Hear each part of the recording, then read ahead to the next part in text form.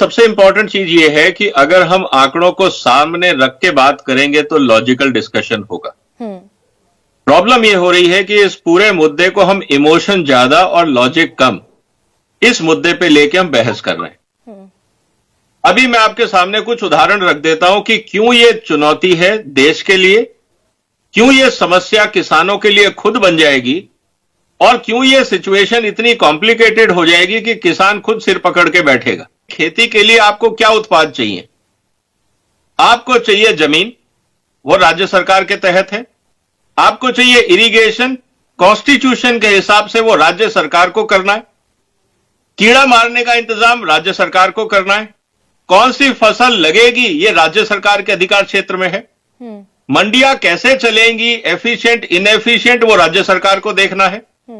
कुल मिला के अगर आप भारत के संविधान को उठा के पढ़ेंगे तो मैं आपको बहुत क्लियरली बता देता हूं, अगर आपके दर्शक देखना चाहते हैं मुझे आधा मिनट दीजिए। Item number 14 agriculture research, item number 17 पानी, इरिगेशन और कैनाल का मैनेजमेंट स्टेट के पास, ठीक है। 18 लैंड एग्रीकल्चर लोन, वो भी राज्य सरकार के पास। मंडियों का संचालन वो भी राज्य सरकार के पास। जब सारे इनपुट राज्य सरकार के हाथ में है और हर राज्य सरकार अपने अपने हिसाब से कैलकुलेशन करती है, जो भी उनका आधार है। आज अगर मैं पंजाब के राज्य की सरकार के इनपुट के हिसाब से देखूं तो पंजाब में आज धान की जो कॉस्ट ऑफ प्रोडक्शन है सीएसीपी का, वो 850 रुपए क्विंटल है। ठीक है। एमएसपी है 2100 रुपए।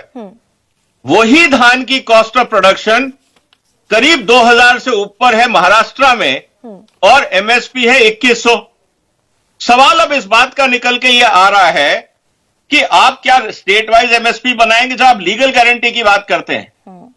इसका मतलब ये है कि रॉ मटेरियल इनपुट कॉस्ट सारा तो कंट्रोल करेगी राज्य सरकार और जब माल बन जाएगा तो उसकी गारंटी देगी केंद्र सरकार। क्या ये लॉजिकल है? एक राज्य सरकार की मूर्खता से पूरा देश सफर करेगा क्योंकि उनको पॉलिटिक्स करनी है और यहां देश की इकोनॉमी का भट्टा बैठ जाएगा। संविधान में एक है राइट ऑफ इक्वालिटी।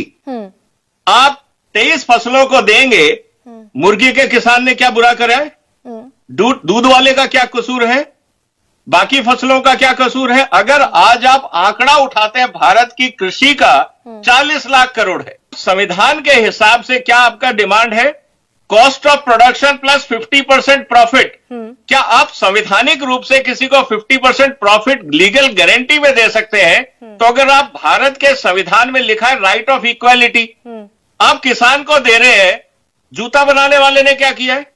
बाल्टी बनाने वाले ने क्या कसर किया है? कपड़ा बनाने वाले का क्या कसूर है? क्या मतलब आप ये कह, और पूरे संविधान में किसान शब्द का नाम नहीं है, वहां लिखा है citizen of India and you have to give equal rights. तो कहने का मतलब यह है कि जब आप संवैधानिक बात करते हैं, कानूनी बात करते हैं, तो आप अपने फायदे की बात करके ये कहें कि जो हम कह रहे हैं वैसे ही देश चलेगा, तो फिर संविधान की जरूरत क्या है?